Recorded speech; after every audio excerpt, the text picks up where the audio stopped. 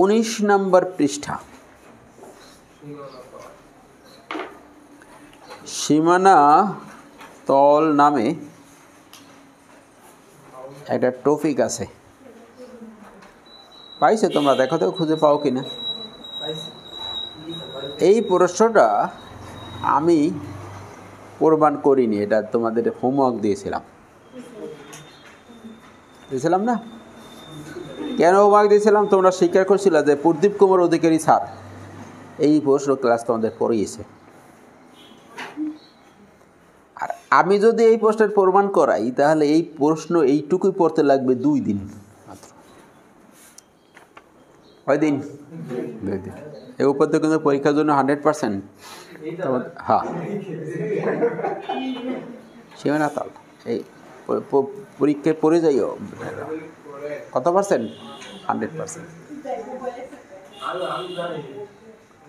তো প্রদীপ স্যার পড়াইছে, বলছো যে স্যার ক্লাসে পড়াই দিছে, এই জন্য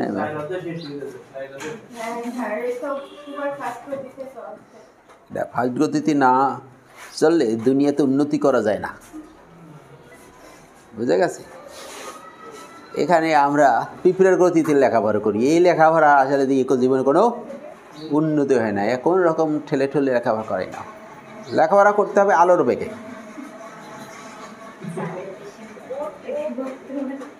আচ্ছা, এই জায়গায় যে আমাদের সীমানা তলের প্রশ্নই 17 এবং 18, 17 আসছে আর 18 পরীক্ষায় আসবে আশা করি। তো তল সম্পর্কে তো এইমাত্র তো ধারণা তো হয়েছে, এইমাত্র পড়াইছি না তল, ওইটা কনসেপ্টটা ব্যবহার করবো। তল কি দিয়ে তৈরি হয় বলো? রেখা দিয়ে। রেখা দিয়ে তল তৈরি হয়। পড়াইলাম তল দিয়ে রেখা তৈরি হয়, আরে এখন বলে রেখা দিয়ে তল তৈরি হয়। বেশ সুন্দর কথা। তল তৈরি হয় XY Z আর ধ্রুবক।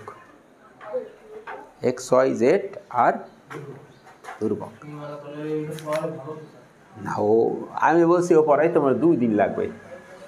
2 দিন বসে কে এই কাজ করাবে? ওর শ্রমিক ও যদি তোমাকে পড়াইতে, মানে আমার পড়াইতে হলে তোমার পিছনে ওর 2 দিন খরচ করা লাগবে। ওর 1 লাইনও বুঝবে না তুমি কি, ওর কি 1 লাইনও নিজে পড়ে বুঝবা না, আমি গ্যারান্টি দিয়ে দিলাম। বলে বুঝলে আমার কাছে এসে দেখতে দেয়, 1 লাইনও বুঝবা না ওখানে। কারণ ওই প্রশ্ন বুঝাতেই তোমার পিছনে যে কাজা হয়ে গেছে জ্ঞান, আগে তোমার সেইটা শিখেইতে হবে। কি হয়ে গেছে জ্ঞান? কি হয়ে গেছে? কাজা হয়ে যায়। ফার্স্ট ইয়ারের 3 ডাইমেনশন জিওমেট্রির জ্ঞান অনেক কাজা হয়ে গেছে, আগে সেইটা বুঝাইতে হবে। দিক কোসাইন, দিক অনুপাত, তারপরে এই সব বিষয় ওর ভিতরে জড়িত, সেইটা পড়াইতে হবে 1 দিন, আর এই প্রশ্ন পড়াইতে হবে 1 দিন। তখন তুমি এই প্রশ্ন বুঝতে পারবা। আবার কথা কি বুঝে আসে? এমন না যে আমি এই প্রশ্নটা ধরে তোমার পড়াই দিলাম, কারণ এর প্রত্যেকটা লাইনের ভিতরে বিগত দিনের জ্ঞান যা কি হয়ে গেছে, কাজা হয়ে গেছে, আমরা আদায় করি নাই সেটা। আমি তো সব ক্ষেত্রেই তো এই যে কাঁচা জ্ঞান আমি পড়াচ্ছি না, আমাদের পড়াতে এত দেরি হয় কেন? আর ছাত্ররা পড়তে আসে কেন? কাজা আদায় করে দেই দেখে, না হলে আসতো না। কি বুঝে আসছে? তাহলে এই যে প্রত্যেক আলোচনায় দেখো যে আমার লেখাপড়ায় এইখানে যা থাকে তার চাইতে এই সাইডে বেশি থাকে। দেখো খাতাপত্র যতদিন পড়ছো খাতাপত্র খুঁজে দেখো যে এইখানে যা তার চাইতে কি ওই সাইডেরটা কাঁচা, আর এইখানে একটা বর্তমানটা যেটা। সীমানা তল একটু আলোচনা করে দিয়ে ওখানে আমরা প্রশ্নে চলে যাব। তো আমরা দেখেছি f(x, y, z) = c, এটা হচ্ছে তলের সমীকরণ। এই সমীকরণ এই আবার হাইড্রোডাইনামিক্সের ক্ষেত্রে এই তলটা হচ্ছে স্থির তল, স্থির তল যেখানে টাইম টি নাই। তলের আর এক রকম ঘটনা আছে, number 2, F of X Y Z T. দেখো ওই যে উপর দিয়ে তুমি পাঠাইছি যে প্রশ্ন, ওখানে একটা টি এর বিষয় আছে, দেখো আছে না? দেখো তো ওখানে একটা প্রশ্নের টি আছে না ওইখানে? এই যে কোথায় পাঠাইছিলাম জানি, কত নম্বর পৃষ্ঠায়? 19 নম্বর পৃষ্ঠায়। দেখো তো একটা টি আছে কিনা, খুঁজে পাও কিনা। F of X Y Z T equal to 0 আছে না একটা বিষয়? আচ্ছা, তাহলে এটা দুর্ভোগটা সি নিয়েছি, এটা 0 হতে পারে, সিও দিলে অসুবিধা নাই। এইটা হলো চলমান তলের সমীকরণ। তলটাও গতিশীল, তলটা স্থির না। আর এইখানে টিটা সময় নির্দেশ করে, সময়। এই বইয়ের সব আলোচনার ভিতরে একটা টি আছে না, দেখছে না? অর্থাৎ এটা তো গতিবিদ্যা, মানে আমরা তো স্থির তরল নিয়ে প্রথম দিন পড়াইছিলাম না, এই বইতে যে তরল নিয়ে আলোচনা করবে সেটা নদীতে যেটা প্রবাহিত হচ্ছে, গতিশীল। এই জন্য একটা টি লাগে, টাইম। গতিশীলের জন্য সবসময় কী লাগে? টাইম লাগে, মানে সময়ের সাপেক্ষে চেঞ্জ হচ্ছে। সীমানা তল কি? সীমানা তল হলো তরল পদার্থকে ধারণ করার জন্য সবসময় আমাদের তার সাপোর্ট লাগে। বুঝতে পারি নাই?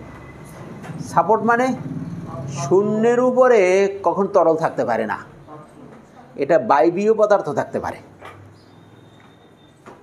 না। এই যে আমাদের এই স্পেসে তো কত রকমের গ্যাসীয় পদার্থ আছে না, কিন্তু এই স্পেসে কি তরল পদার্থ আছে?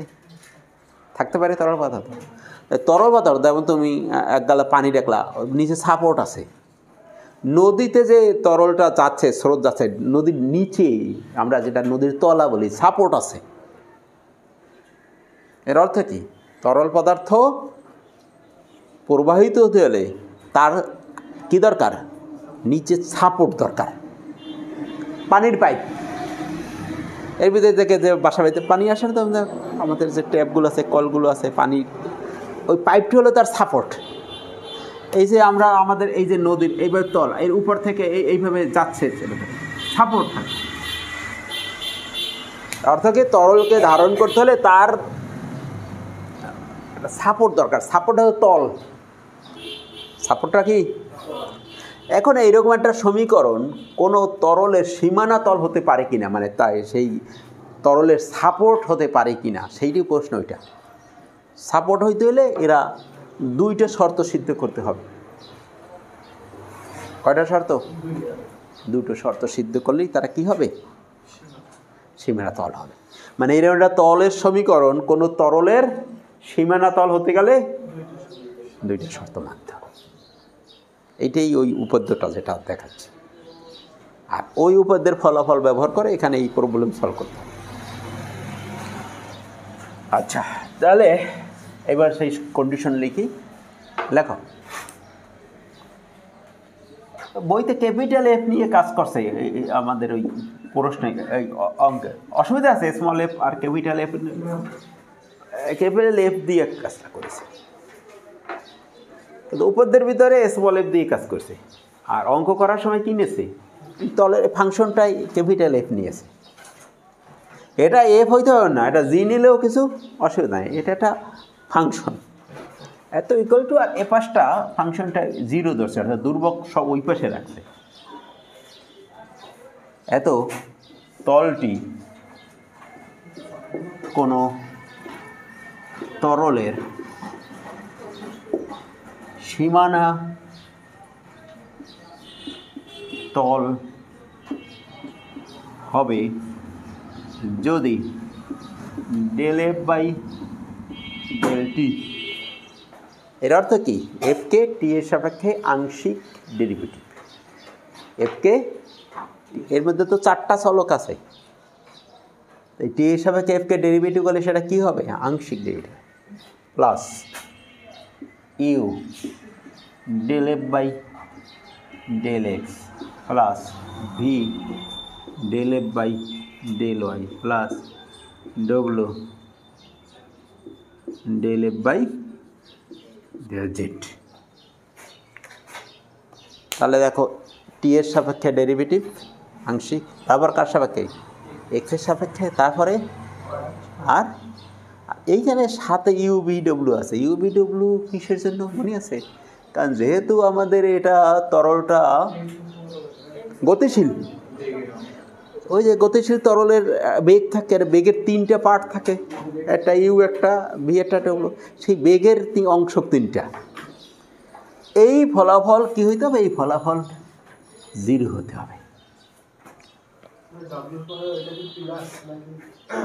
না, প্লাস ইন্টু এরকম। তার শর্তটা কি?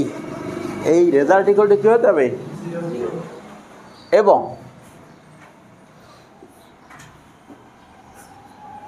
এত হয় 0 হয়, এরপর লেখা এবং ইউ বি ডব্লিউ অবিচ্ছিন্নতার সমীকরণ সিদ্ধ করে। এই তিনজন আর একটা শর্ত সিদ্ধি কথা, নাম কি? অবিচ্ছিন্নতার সমীকরণ। তা সেটা কি? হ্যাঁ, অর্থাৎ del U by del X plus del V by del Y plus del W by del Z equal to 0 হয়। এইটুকু দিয়ে কোনো তল সীমানা তল হওয়ার শর্ত পরীক্ষা করতে হবে, দুইটা কন্ডিশন।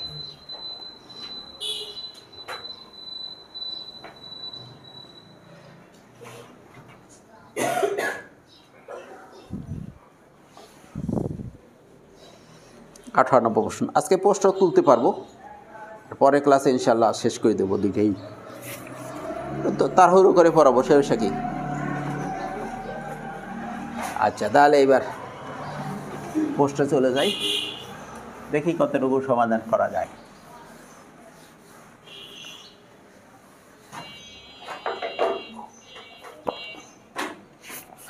কত পৃষ্ঠা জানি ছিল ঘটনাটা? 50-52। হ্যাঁ, পেয়েছি। 18 100%। নম্বর 10। দেখাও যে X square divided by A square K square T to the power 4 plus K T square Y square ভাগ বি স্কোয়ার যোগ জেড স্কোয়ার ভাগ C square equal to 1। T সময়কালে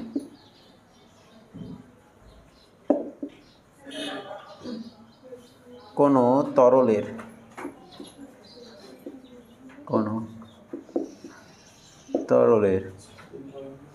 একটি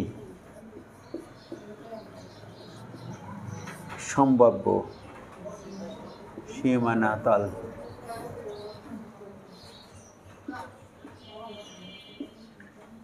সূচিত করে।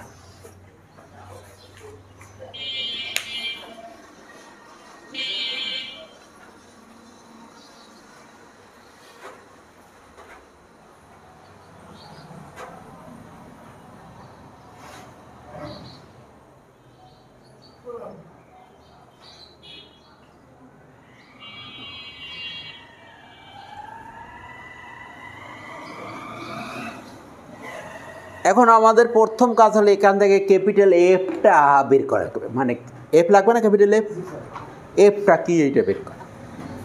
তো এফটা কি, এর ভিতরে আগে চলক খোঁজো, এক্স ওয়াই জেড আর টি চারজন আছে কিনা। অতিরিক্ত একটা কে আছে, এই কেটা হলো দুর্বক, এই কে দুর্বক, কে এইরকমই থাকে। তাহলে এফ কতটুকু, কোনটুকু এফ? যদি আমি এইটাকে সি ধরি তাহলে এইটুকু হলো সেই ক্যাপিটাল এফ।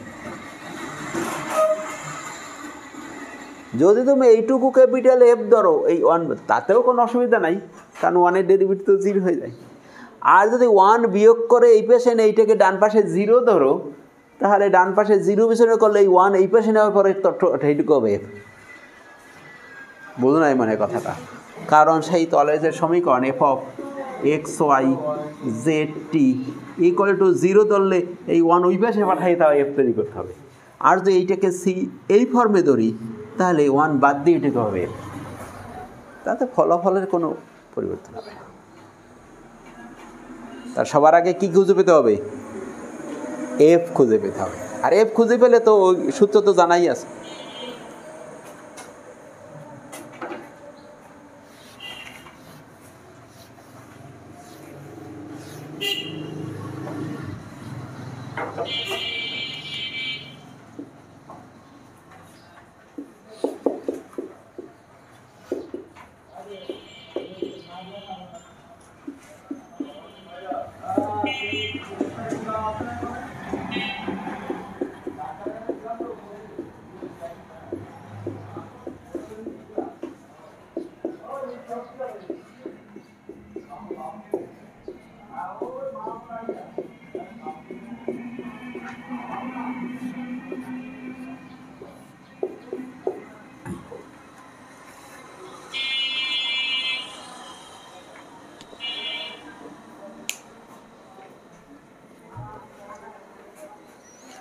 ঠিক আছে, তো বোঝা গেছে বিষয়টা?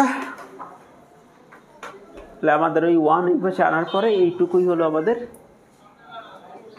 এফ। এখন কি লাগবে?